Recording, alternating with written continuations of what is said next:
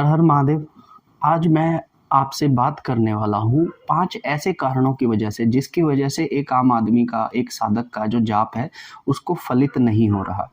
अगर आप एक नए साधक हैं या फिर आप साधना के अंदर जाप करते हैं किसी भी मंत्र का, तो आपको ये 5 कारण जानने ज़रूरी हैं। अगर इनमें से एक भी कारण आपके ऊपर आता है तो आप उसे सुधार कर अपने जाप से अपने फल को पा सकते हैं।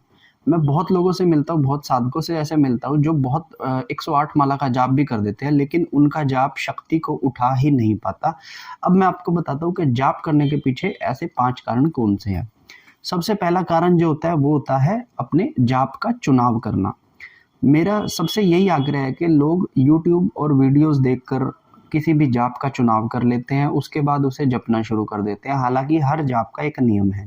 आप शाबरी मंत्र कर रहे हैं, आप बीज मंत्र कर रहे हैं, आप कोई वैदिक मंत्र कर रहे हैं, इस तरह के अलग अलग जापों के अलग अलग इस्तेमाल होते हैं और उनकी प्रकृति अलग अलग होती है। अब हमें एक न्यू बिगिनर साधक को सबसे पहले चाहिए कि वो अपने इष्ट का ही जाप को चलाए और किसी वैदिक जाप को ही चलाए, बीज मंत्र को एकदम से स्टार्ट ना करे, क्योंकि बीज मंत्र बहुत पावर के साथ कई बार काम करते हैं। कुछ टाइम के बाद ये जो पावर इतनी बढ़ जाती है कि साधक को गुस्सा आना और काम वासना आना एक आम इशू हो जाता है।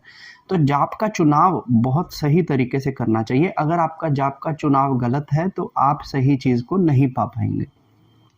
दूसरा रीजन मैं आपको ये बताना चाहता हूँ कि कुछ लोग दूसरा जो कारण है जिसकी वजह से आपका जाप फलित नहीं हो रहा है, कुछ लोग जाप हमेशा बदलते रहते हैं।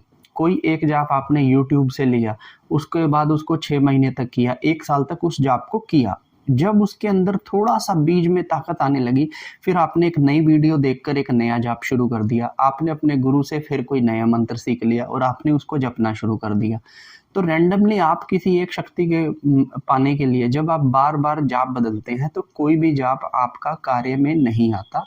पहला जाप करके जब आप दूसरे पर जाते हैं तो दूसरा सिद्ध नहीं होता है और पहले जाप को भी आप रिदम तोड़कर उसकी ताकत को भी खत्म कर देते हैं खुद ही। तो अगर ये गलती कर रहे हैं तो आप बार बार जाप में बदलाव ना करें। तीसरा जो कारण है जिसकी वजह से किसी साधक का जाप फलित नहीं हो रहा है वो होता है कि नियम से जाप ना करना। आज मेरा बहुत अच्छा मन है, मैंने बहुत अच्छा जाप कर लिया। आज मेरा बिल्कुल भी अच्छा मन नहीं है, मैंने बिल्कुल भी अच्छा जाप के जाप में एक नियम नहीं आएगा तब तक वो जाप कभी भी आपके लिए फलित नहीं होगा। तो मेरा आपसे यही अनुरोध है कि आप प्रतिदिन एक लिमिटेड माला का जाप कीजिए, ना ज़्यादा कीजिए ना कम कीजिए, और एक समय बनाइए, उसी समय पर आप जाप कीजिए। ठीक है।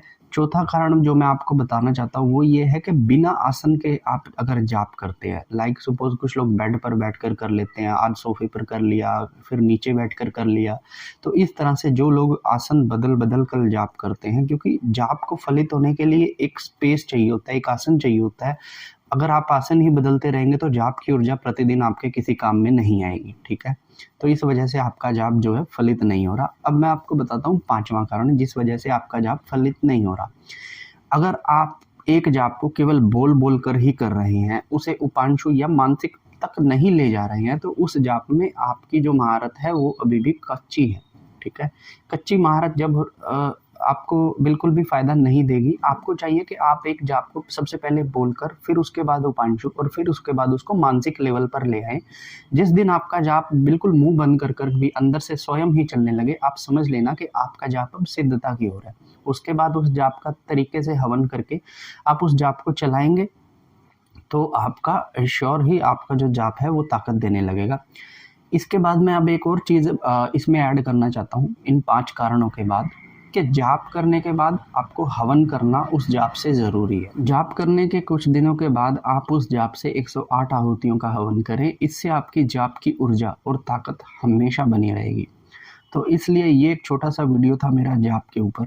तो अगर जाप के ऊपर और ज़्यादा भारी इंफॉर्मेशन चाहिए तो मैं आपको अगले वीडियोज़ में बना कर दूंगा।